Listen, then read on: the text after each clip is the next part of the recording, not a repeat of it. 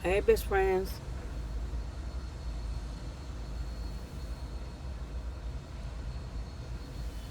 Just trying on a new lip gloss I bought, made by Revlon. It's a matte. I love this color.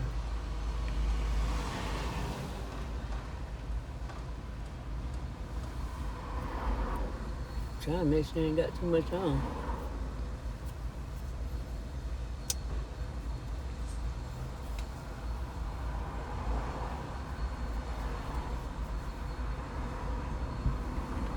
Thought I'd get on and do like a little introduction of myself, since I have never did that, to let you guys know a little bit about me. Are you gonna move, sir? Cause I'm gonna move down if you gonna move. But anyways, yeah, we're gonna move. Gotta cool it down a little bit. Hold on, y'all. Finding great candidates to hire can be like, well, trying to find a needle in a haystack, but not with ZipRecruiter. Its powerful technology actively finds and invites qualified candidates to apply to your job. Okay, So while other companies might do a so lot of hay, ZipRecruiter finds you. turn that off. Leave my thing on. Yeah, so a little bit about me. So I'm the third of five girls. I'm number three, and no brothers. My mom, dad were only kids, so we have no aunts and uncles, which is weird. It's really just me and my sisters and our kids, basically. And so we've never had a family reunion. I've always wanted to go to a family reunion because we never had one. So I think like we talked about putting one together so that we can do one with our kids and their kids because we've never had one. Well, one of my sisters' husband has a big family, and they have one every year. So I told her I was gonna come to the next one they have. I just want the experience. I never, like, we've never had one, and I've never been to one. So yeah, we've never had a family reunion, and I grew up in some projects in Atlanta, Georgia, called East Lake Meadows. They were pretty much the worst apartments in the United States. If you Google it on YouTube, that's what I saw. It said the most notorious projects in the United States. I made it out of there. Me and my sisters and I think it was because both, even though we stayed in the projects, we had both parents, and they didn't play that. Like they didn't let us hang out after dark. They was very strict parents, and pretty much we could never spend the night away from home. I thought they was so mean because I always wanted to spend the night in my friend's house and stuff, but I didn't understand why. But they never explained why. Like they don't owe you no explanation. It's no. So I don't care when I would get myself together to call from my friend's house and be like, "Mom, can I spend the night?" No, and just hang up. What? What? You gonna give me no explanation? Then no, and just hang up? What? So at some point, I just stopped asking. But I did ask a lot of time before I got it. Before I got that she's not gonna let me do it. So um, now I understand why. You know what I'm saying? She had all girls and she had to protect us and stuff. You can't just go spending the night everywhere. So when my daughter be letting her children go spend the night places and stuff, I don't get it. Because I didn't raise you like that, so I don't know why you let your children go spend the night everywhere. You know what I'm saying? So anyways, um, I grew up, I saw a lot. I did.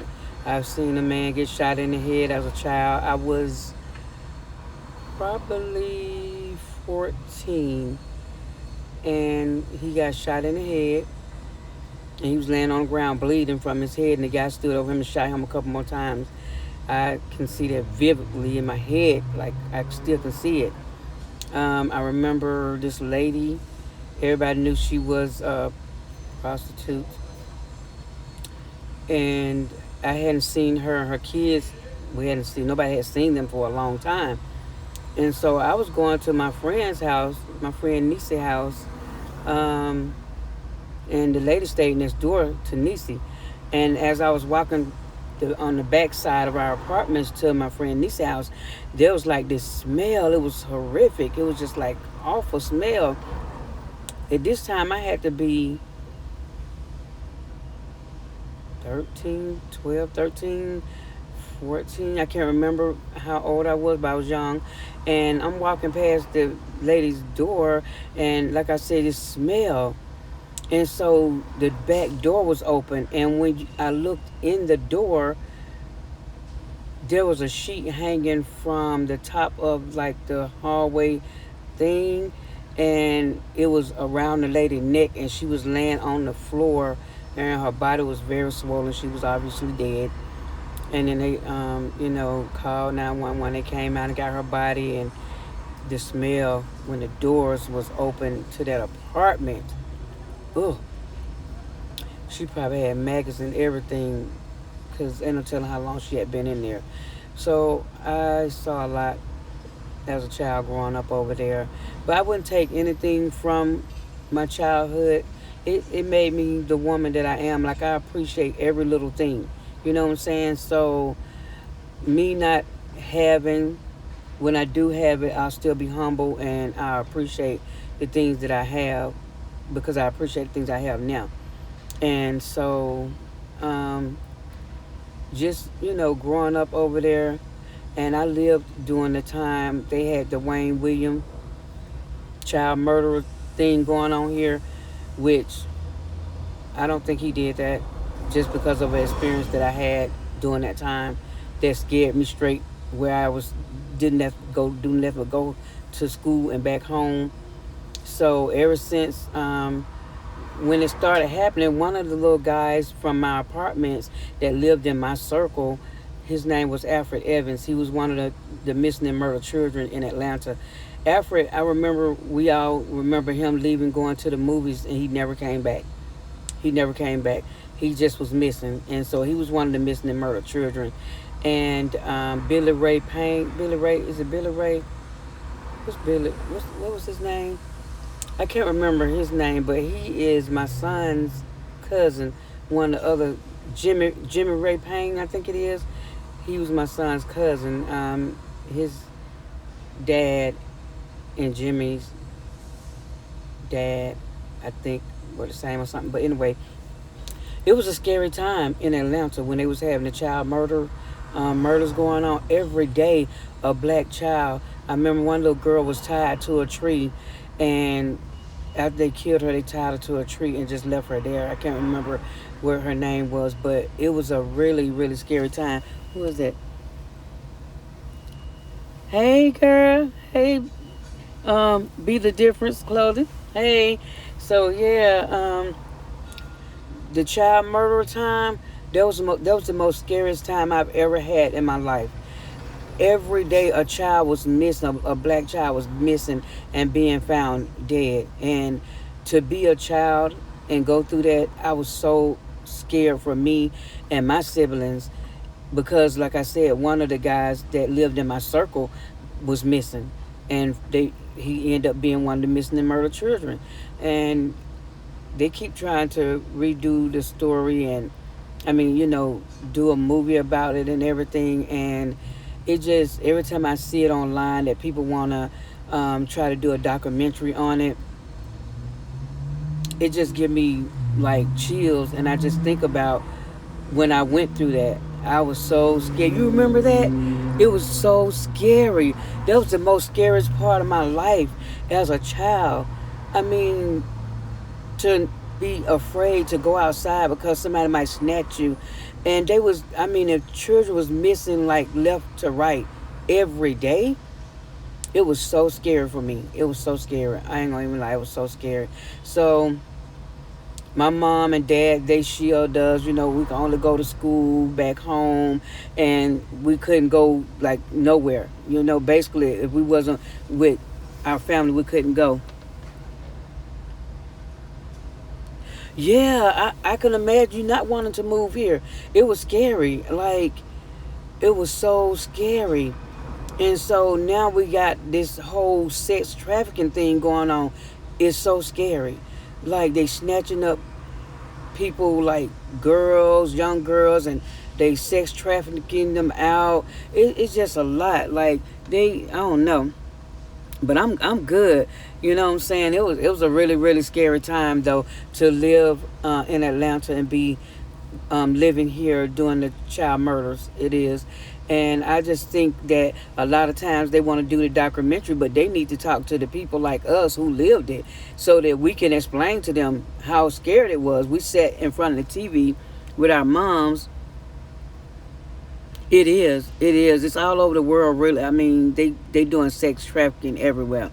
It's just crazy right now. And so when they had the child murders, we sat in front of the TV. My mom would let us sit there in front of the TV, and we would watch how they was finding a child every day. And to see this little girl tied to the tree dead, it was crazy. Like I was so scared. I was scared to go to school. I'm not gonna even lie. I was scared to go to school. And if my mom had kept us home, I wouldn't have been mad at her. Because if I was an adult and I had kids during that time, my kids wouldn't have went to school. I'm sorry. My kids wouldn't have went nowhere out of my sight. Okay? You going to the bathroom, I'm going with you. You going to bed, I'm finna go lay you down in here. I'm finna put burglar bars on the windows, everything. Like, it was so scary. I'm not even kidding. And I don't know, like, well, it was, let me see. I graduated high school in '83, so it was during the early '80s. I think it was like the late '70s, early '80s when that happened, and it was really, really a scary time for us in Atlanta. As black people, we didn't know what was gonna happen to us as kids, and our parents didn't know what was gonna happen to their children, sending them out to school. It's because some of the children was getting snatched up. Ooh, like a fine brother, excuse me. Ooh, Jesus. Hey. He saw me looking at me, y'all. Oh. Ooh, chocolate with a bald head. Boy, you better come back here. I'm too scared. I ain't saying. He look good, y'all. Ooh, tall, dark, and handsome. And at work. He waved at me, but he ain't stopped, y'all. I should have got on out the car. But, yeah, let me see what you're saying.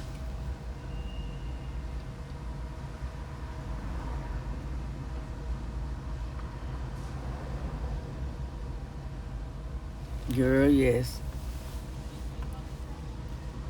I might have people watching, trying to talk to y'all and let y'all get to know me. But, ooh, I wish she would have came back, honey. I should have tried to talk to him or something. I don't have no pickup lines, y'all. Listen, I've been divorced now. I know about 7 years. I don't have no pickup, okay? I don't know how to date. I don't know how to do this thing. Like some guys be like, I don't hear from you unless I call you and you don't show no interest. I'm just like, so I had to think about it. They're right. I think about them, but it don't click in my head to like, okay, text them and say, hey, how you doing? I was thinking about you. I think about them, and then I just go on with my thoughts somewhere else. You know what I'm saying? So I ain't doing good with it, okay? But whoever God got for me, he's going to be on my YouTube channel eating with me. So, hey, stay tuned.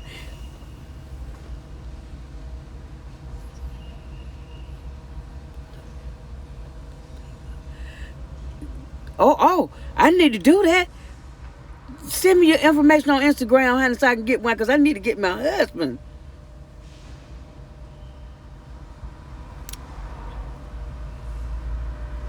Oh, I should have said something to him. He was so nice looking. Let me roll my window down in case I get my nerves up to say something to somebody. Ooh, I need a husband, honey. I messed that up. I was really interested. But I didn't know what to do. I just was looking at him so hard. He just waved at my way back. I didn't know what to do after that. Man, I missed out on a good man. He was so good. The only thing here is a lot of men you might look at and say they nice looking or whatever stuff, they might be gay. So I don't know if I should try to approach them or what. I've never approached a guy and tried to talk to a guy. So in these day and age, I don't know if you're gay or not. A lot of the ones that look like they're straight be gay, so I don't know. I need to go chase him down. He gone now. I should have said something. Oh my God, I should have wrote the one down and said something. He was so my type. Tall, dark, a little thick, bald head. I wish I could have took a picture of him, y'all. He was cute. But yeah, I need to get myself together with learning how to date again, because I want to, but I don't know like what to do. I don't know if the guys think you too aggressive if you approach them, and then if it's okay, what do you say? Like if you're interested, what you gonna say? You just send me the link. Okay, good. On my IG page. I'm gonna check that out because I need some pickup lines. I'm gonna be out this weekend. My nephew having his birthday party. I posted it on my Instagram page with Pastor Troy and all of them. Those his boys and everything. So we're gonna be out there.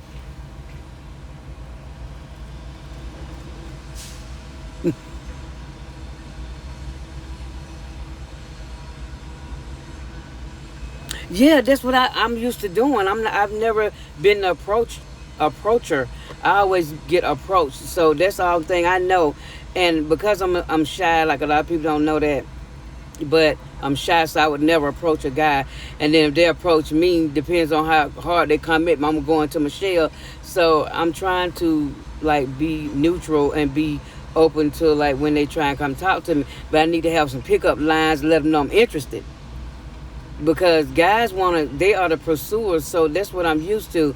So my thing is, when he come and approach me, I don't want to send no signal like I'm not interested, because I'm shy, so I get to like, oh hey and all that. No, my sister's like, girl, all that shy stuff you got ain't cute no more, baby. You need to get it together. So that's what I want to do. I want to be able to let them know I'm interested in them and not send the signal like I'm so shy I ain't interested or whatever. Because I'm gonna be out this weekend with my nephew for his birthday, and it might be some nice guys there and stuff, and I need to be able to spruce it up and let them know I'm interested. Okay, that's not my whole thing. You right though, because men are the conquerors. They supposed to pursue us, and these days I see a lot of women that pursue the men. So I didn't know if that's the new way to do it, because I'm old school. I didn't know if I'm supposed to approach them now. I don't know how it works.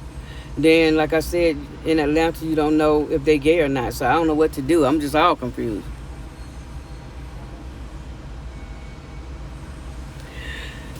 I know, but when they come, like, I don't want to give a signal that I'm not interested, because I know I get into my little shy mode. So I just want to make sure I ain't doing all that shy giggling and all that stuff and all that, I want to be able to. I'm just looking at the men right now.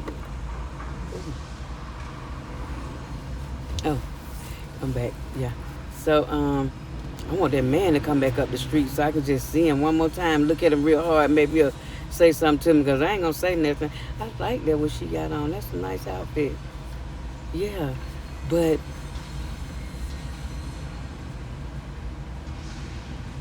it is a big problem. It's a big problem. Yes, it is. So I just be like, basically, you have to definitely let the men here approach you, because you don't know who is what. The ones that you think are not, be gay. And so I'm just like, you know what? I can look at one and be like, oh, he look nice. Then another man will walk up and he'll kiss him. What? Golly. You giving that to a man? Why? We want it. It was given to you for us. Okay? I ain't hating on y'all, if that's what y'all do. But God made Adam and Eve, so I think I'll just sit back and wait on Adam, and I'll be Eve.